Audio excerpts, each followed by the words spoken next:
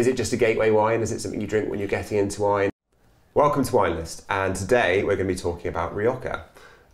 So Isabel, first of all, Rioja, is it a grape or is it a region? Our favourite question, it is a region. But it is really confusing. I know so many people who do think it is a grape because there's so many wines coming out of Rioja. You think surely all these wines can't come from the same region.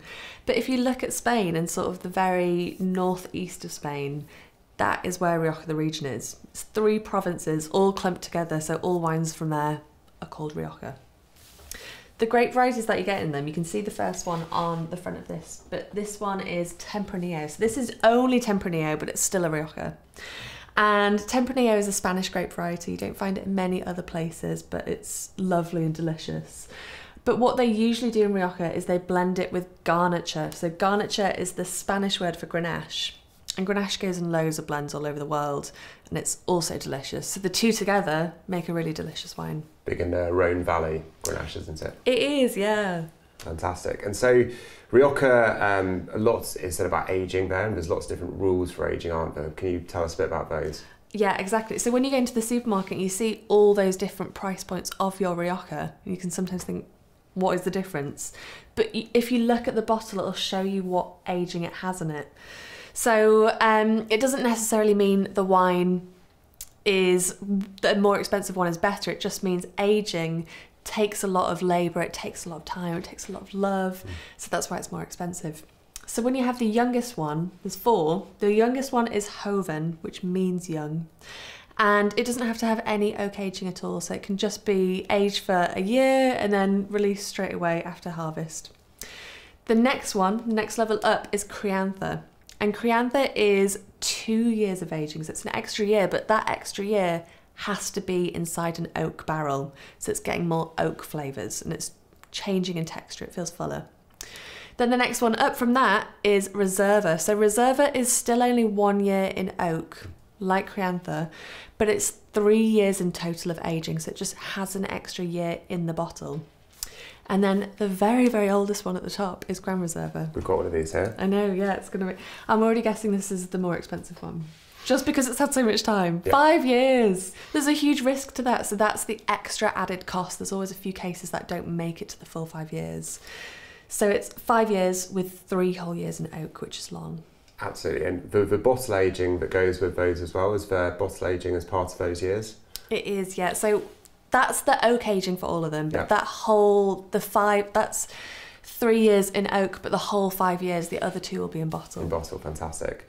And so does the age equate to quality, or is it more of a kind of personal preference thing? It's completely personal preference. It's all about, we always talk about situational wine. So because this one's so old, I'm guessing this is going to be the most complex one. And you don't always want a complex wine. Sometimes you just want an easygoing wine to sit and drink a lot of. So that's great if you want complex, but if you don't want complex, you don't always have to go for the most expensive one. Joven is just as delicious, and I'm just as happy to drink Joven, even though it doesn't have that aging. It's just a nice, simple, easy wine. Absolutely. We sent out a Joven quite early on, actually, with Wine List. So I remember hearing at one point that Rioja was quite influenced by France with their use of oak barrels. Can you tell me something about that? It was, yeah. So back in the sort of the end of the 1800s, there was this huge outbreak of phylloxera, which was basically a pest that came from America and wiped out all of European vines. So it slowly spread. It's basically like a little louse. It can't spread that quickly.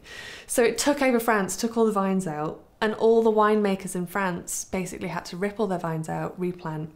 So a lot of them fled to Spain to try and carry on vineyards there. So they came from France, moved down into Spain, and brought a lot of their winemaking techniques. Rita's trying to get a shot here now. She's probably going to come and try the wines. Yeah, so that's why in Rioja they have so many similarities with the way that they make French wine. And we think that's normal for Spain now, just because we're used to it and because it's such an amazing thing. They really helped Spanish wines become what they are. Fantastic. I mean, Spanish wines are still great. Absolutely. So we'll kind of get into tasting these properly in a moment, but you know, Rioja, maybe a controversial question, especially as we have Campo Viejo here. is it just a gateway wine? Is it something you drink when you're getting into wine and then actually it's not really worth following up on afterwards, or is there still really great wine here? This is so true. This was my gateway wine. Yeah. When I was like, before 18, sorry. But this was the wine that I loved. I tasted this and I thought, wow, that's the first wine I tasted where there's something a bit different to the norm. It wasn't just cheap fruit. You could taste the oak aging inside it. I mean, I did not know that was what it was then. But it's such a delicious wine that it's great to be a gateway wine, get people into it. And then there are those wines. So this is like, I mean, everyone loves it. It's delicious. But then it sort of leads you into a more complicated one. You might say, I like this part of that. And it shows you can move up to the Gran Reserva then, because this is this doesn't have much aging at all. It's 2019, so it's probably sort of Hoven. But then it shows you, oh, maybe actually if I try that with this style, see the differences between the two. It is a bit of a gateway wine, but it can get you into wine, which is great. Absolutely. I'm really sorry, Rita, but no more wine tasting for you. You've had enough. Come on. There we go. Alcoholic cat. Bless Rita. So Campo Viejo is also interesting because there's quite a few of them, aren't there? And actually they all look very similar. But there's a Tempranillo, there's a Garnacha, and then there are the Reservas and the Gran Reservas as well, right? Yeah, it's really easy to read. I love their branding. It's just so easy to read. Because this one is sort of their youngest. So this one says Tempranillo, then they have the Garnacha ones. It shows you the two different grape varieties, which I think is really nice. So you can see the difference. And then the orange label of this is Reserva. And then the gold label, when it gets fancy, is the Gran Reserva, the really old one. Probably time to start tasting some of these.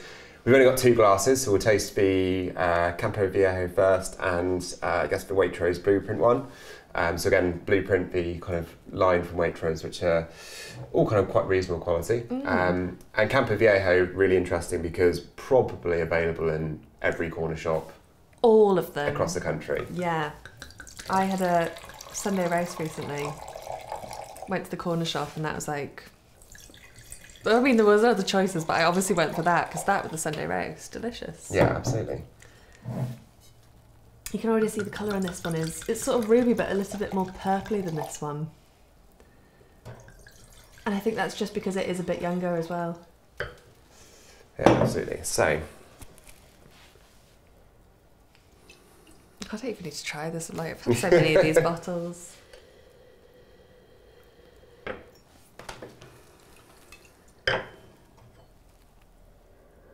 Oh wow! Real difference straight away, isn't there? Yeah, isn't there? They're so different, but this one is the classic Campo Viejo.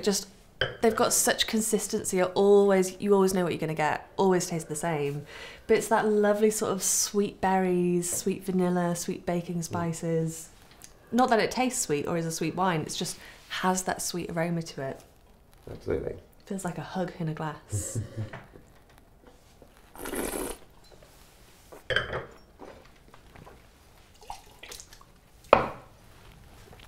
Oh, you straight away feel those tannins, can't you? On the edge of my teeth, I'm kind of getting some tannins already. And that's why it's great with the Sunday roast. Yeah, absolutely. But it just feels rounded and a bit of that. You can taste the sweetness to it as well. Yeah, absolutely. And you've got sweet wine. Some of those kind of baking spices as well coming through quite well on the palate too. This one smells a lot grassier. I mean, you're still getting that same sort of vanilla-y, baking spice. All those flavours are coming from the oak, so this one will have loads of that in. These are just a bit subtle. Yeah, I think I'm getting almost some kind of cloves or something like that, something on that kind of soft spice end. A little bit Christmassy.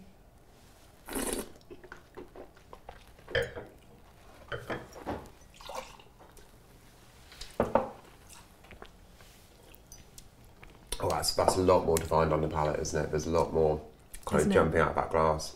Yeah. The finish is still going. I feel like this one's such an easy drinking wine.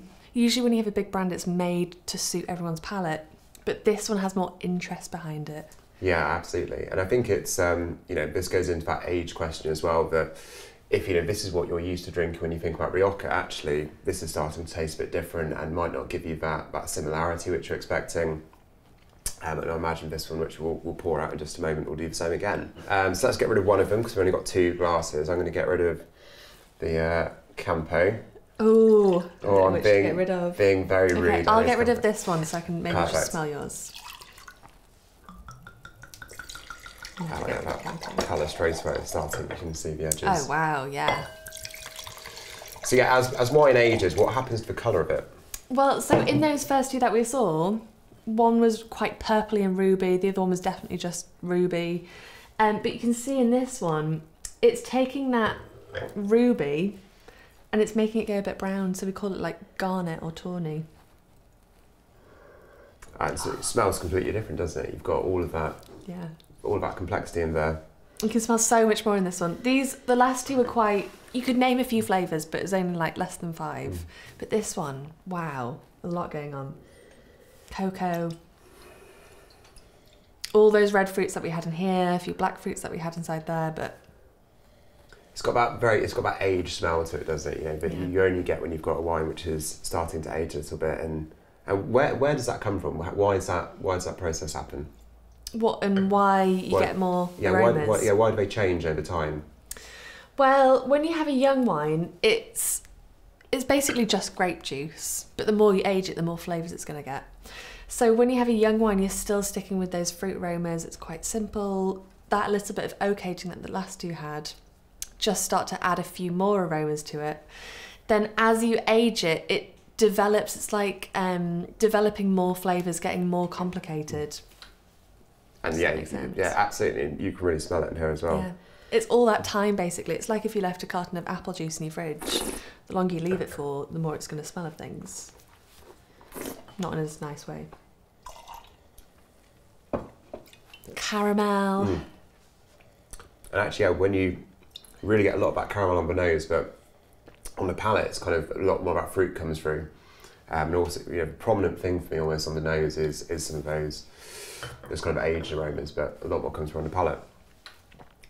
And actually, I find the tannins feel a bit softer, so the tannins kind of will reduce over time as well, won't they? Yeah, you get that a lot with an older wine.